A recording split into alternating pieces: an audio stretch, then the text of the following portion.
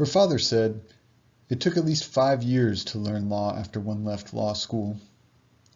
One practiced economy for 2 years, learned Alabama pleading for 2 more, reread the Bible and Shakespeare for the 5th.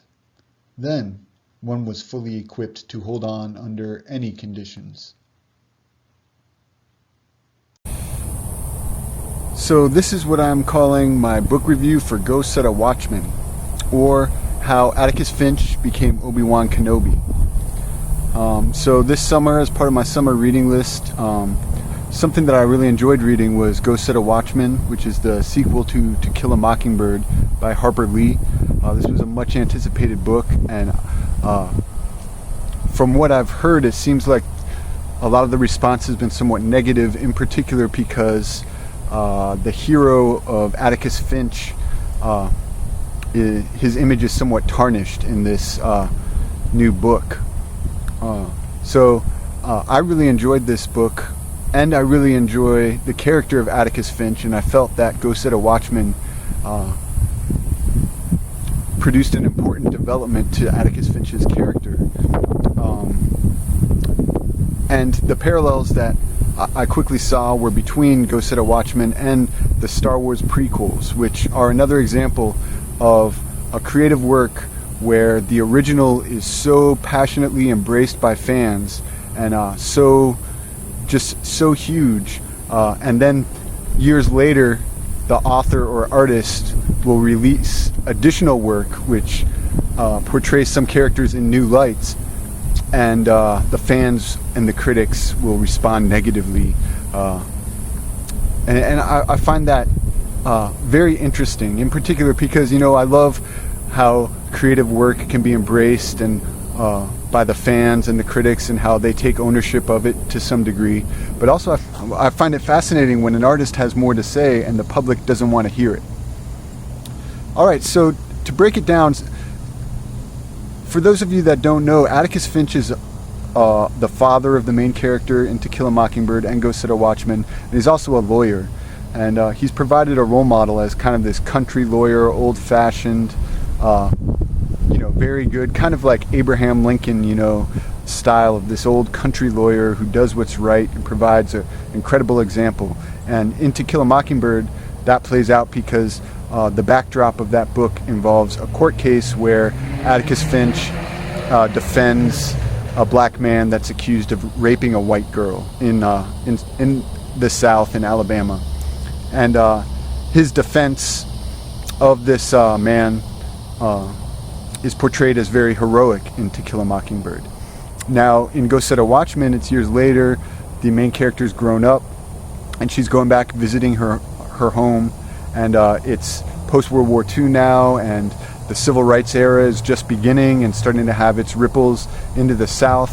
And in this book, Atticus is still portrayed as, a great loving father, a wise old man, but he's also somewhat racist, and he's resistant to the change, and it contrasts a little bit with the way he's portrayed in To Kill a Mockingbird. I find it very fascinating. Now, first I want to go to a quote regarding Atticus Finch and his representation of the man in To Kill a Mockingbird, that childhood story where he represented the man who was accused of rape. But in Go Set a Watchman, the details are slightly different. Here's the quote. Atticus took his career in his hands, made good use of a careless indictment, took his stand before a jury, and accomplished what was never before or afterwards done in Macomb County. He won an acquittal for a colored boy on a rape charge. Okay, so what's fascinating about that quote is that's not quite how it went in To Kill a Mockingbird. In To Kill a Mockingbird, Atticus wasn't successful, and the defendant was not found not guilty. He was found guilty. And not only was he found guilty, but shortly afterwards, when he was in jail, he attempted to escape prison because he couldn't deal with the fact that he had been found guilty, and he was shot and killed. So it's very interesting in Go Set a Watchman that it's portrayed differently. And I think one of the fascinating things about this is To Kill a Mockingbird is from the perspective of a child, and it seems that perhaps the details of how it all went down in her childhood memory, when she's an adult, she doesn't remember it that way. She remembers it as her father defending this man righteously and being successful and happy ending. But when you go back and review To Kill a Mockingbird, that's not the way it happened. And it's very interesting exploration of how childhood memories, and in particular childhood memories directed towards our heroes, can shape over time and kind of go into the realm of fiction, and how imperfect humans can become heroic figures over time through our memory.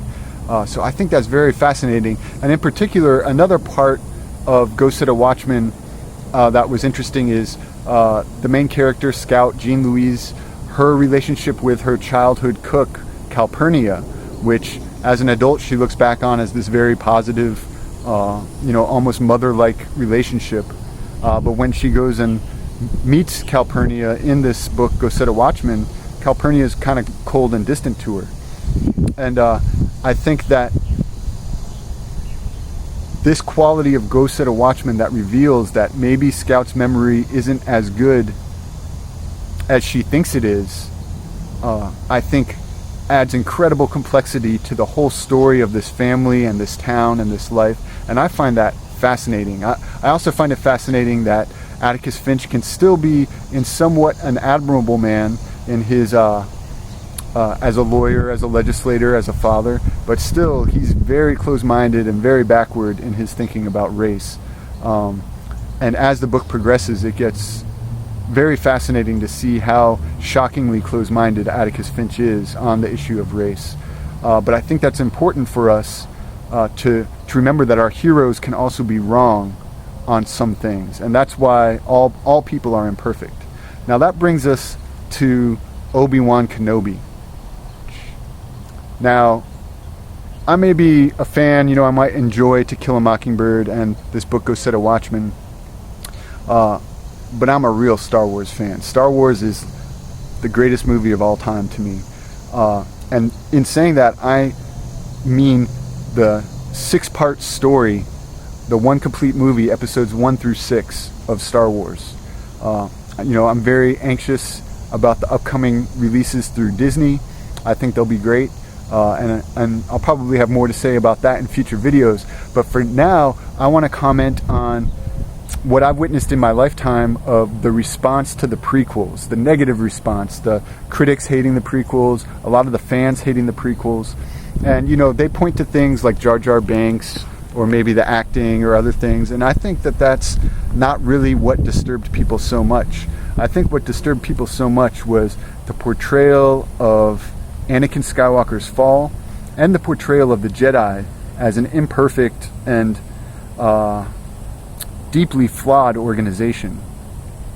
And I think that comes to light most in Obi-Wan Kenobi. I think Alec Guinness, the original Obi-Wan Kenobi in the original trilogy, as the mentor, the wise leader and everything, I think he was really torn down through the prequels, and the Jedi as an institution were torn down.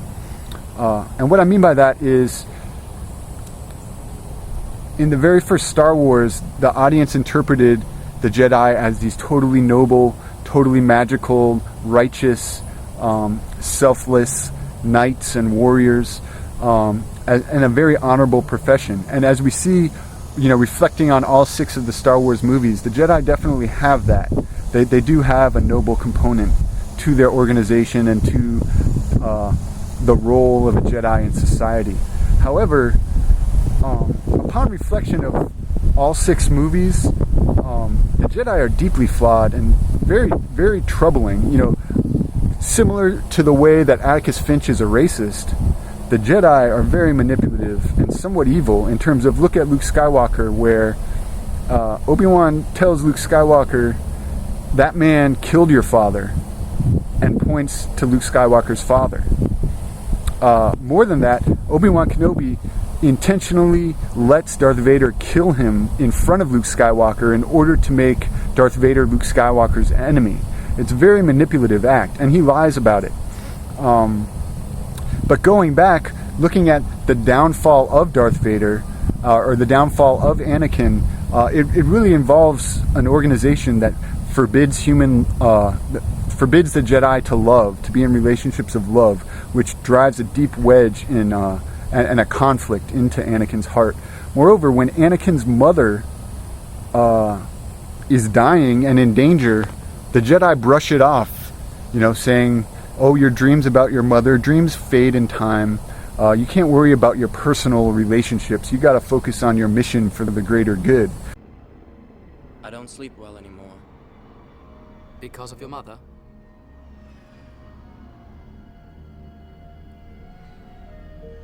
I don't know why I keep dreaming about her.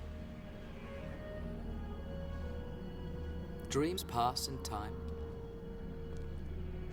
This is a very troubling and problematic message. And it goes all the way back to Qui-Gon Jinn when he finds Anakin as a slave on Tatooine.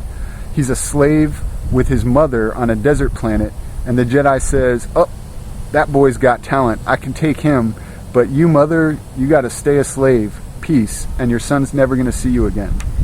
The Jedi are in it for themselves, and it's very interesting. I think that the audience didn't want to ever confront that aspect of the Jedi. And as I said, going back to it, I think Obi-Wan Kenobi is a great mentor, a great leader, but he's deeply flawed. And when the prophecy says that Anakin would bring balance to the Force, part of the reason that the Force needed balance was because the Jedi were so screwed up and they didn't understand the value of personal relationships, which shows how Luke Skywalker and his father can end up returning the Jedi or bringing the Force back to order when Luke gets barely any training of the Jedi, compared to the old school prequel Jedis where they get their training from the age of 3 or 4, basically toddlers, and they get their training their whole life. Luke's 18 years old and he gets a couple months of training, but it's the personal relationships that are where he draws his incredible strength from. His force and the powers of all that come from his love of his friends, his love for his sister, and his love for his father, and his faith that his father can be brought back to the good side. That's the incredible power that brings balance back to the Force. It's not the Jedi training and the Jedi rules which forbid love, forbid attachment, and are arrogant and clouded, because even Yoda admits that the Jedi were clouded and couldn't see all these maneuverings and manipulations of the Sith Lord. But I find the prequels, instead of tearing down the heroic statues of the originals, they add incredible complexity. So as I grow into a man, I can reflect on these things and look at my life around me and look at the institutions around me with a much more complex, comprehensive view of everything.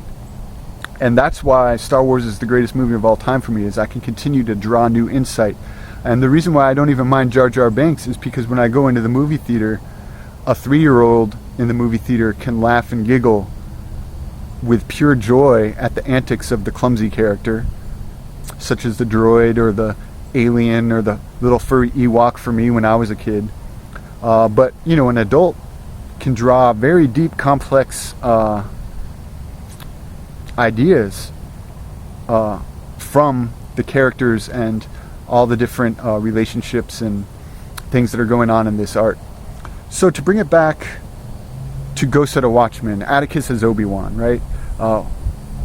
What the purpose of this post is to kind of explore the similarities between these works of art, which are so celebrated by the public, and then the follow-on additional work, which makes the characters more complex and at the same time pushes away the public. I find that very interesting, and I found Go Set a Watchman to be very enjoyable. And it's interesting, Atticus Finch was one of the role models that I used in shaping my idea of how to be a lawyer in the 21st century. I very much liked the model of a country lawyer, a family law practice. In this era of specialization, I very much like the idea of being a trusted advisor and counselor to all members of the community. And I drew some of that inspiration from Atticus Finch. but Atticus Finch was not a perfect man. And, you know, if I was living in the times with him, I would have to go up against him on his arguments regarding, you know, minorities and regarding the advancement of rights. But it's very interesting, and kind of wandering off into there, it's very interesting how even Jean Louise agrees with some aspects when the discussion goes to how the NAACP is some kind of negative organization that's to stir up trouble and mess things up, and they go into the 10th Amendment and states' rights versus federal rights. These are very interesting issues, and and I think they're important issues. I don't have any answers by any means, but I think it's very interesting to see how a valid debate on those subjects can be clouded by race and clouded by prejudice. So yeah, a very rich book, Go Set a Watchman. I definitely recommend you read it. Try rereading To Kill a Mockingbird, and definitely give the prequels another shot, because they're incredible works of art. So may the force be with you, and I'll do another book review when I read something great. All right.